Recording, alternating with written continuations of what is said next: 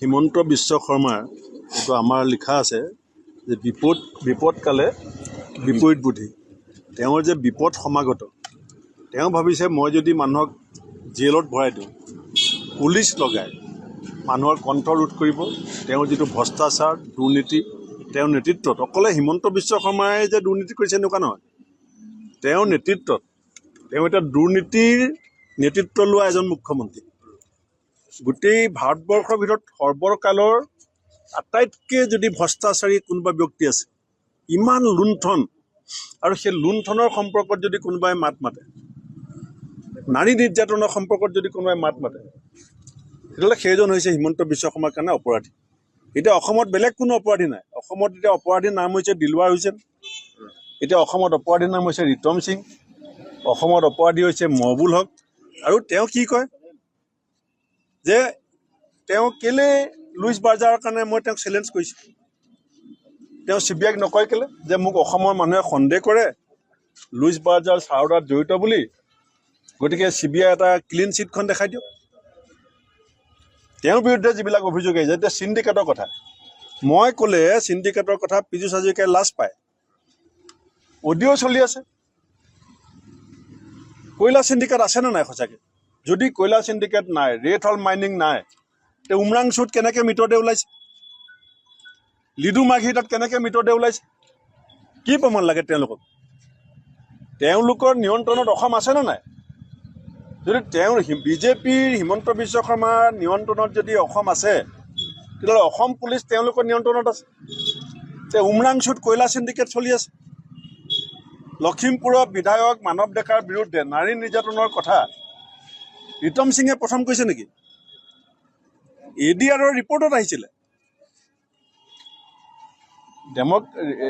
যিটো democracy for research, যিটো গৱেষণা কৰে ADRৰ ৰিপৰ্টত 151জন নাৰী নিৰ্যাতনত জড়িত ৰাজনৈতিক অপৰাধীৰ নাম আছে। আৰু সেইটো 2024 চনৰ মাৰ্চ মাহৰ কিমান তাৰিখে আছাম ট্ৰিবিউনত প্ৰকাশ হৈছে। সেই কথাটোৱে ৰিতম সিঙে কৈছে। সেইটো ক'লে লাজ পালে কেনেকৈ হ'ব? নতুনকৈ গোচৰ জাপি দিয়া হৈছে। নহয়, সেইটো তেতিয়াহ'লে ADRৰ ওপৰত কেছ নকৰে কেলে? যি ADRে লখিমপুৰৰ বিধায়কজন নাৰী নিৰ্যাতনত জড়িত বুলি ৰিপৰ্ট দিলে, ADRকহে ধৰিব লাগে। আৰু সেই ৰিপৰ্টটো পাব্লিছ কৰিছিলে আছাম ট্ৰিবিউনে। আছাম ট্ৰিবিউনক নধৰে। ৰিতম সিঙে ৰাইজক কথাটো মনত পেলাই দিলে যে বিজেপি মানুহবিলাকৰ চৰিত্ৰটো চাওক, তেওঁলোকে লাজ পাই গ'ল।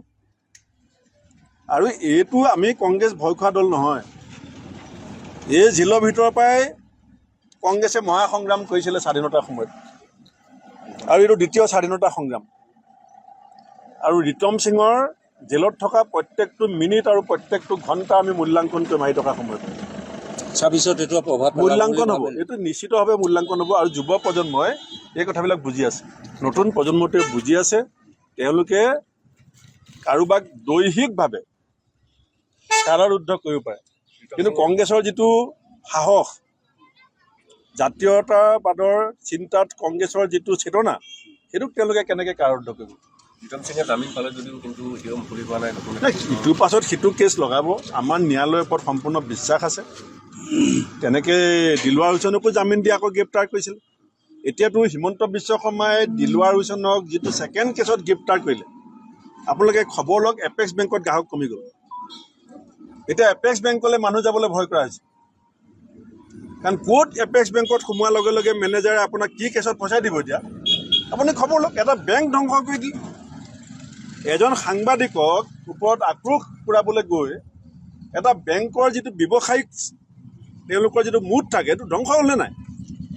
এতিয়া আপুনি বেংকলৈ যাবলৈ ভয় কৰিব নকৰে, এপেক্স বেংকত যাবলৈ?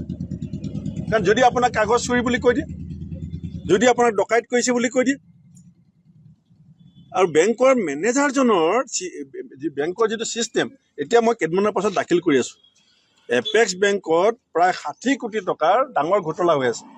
সেইকাৰণে এপেক্স বেংকৰ কথাটো তল পেলাবৰ কাৰণে দিলুৱা হোসেনক ভৰালে। নাৰী নিৰ্যাতনৰ বিজেপি জড়িত, সেই কথাটো তল পেলাবৰ কাৰণে ৰিতম সিঙক ভৰালে।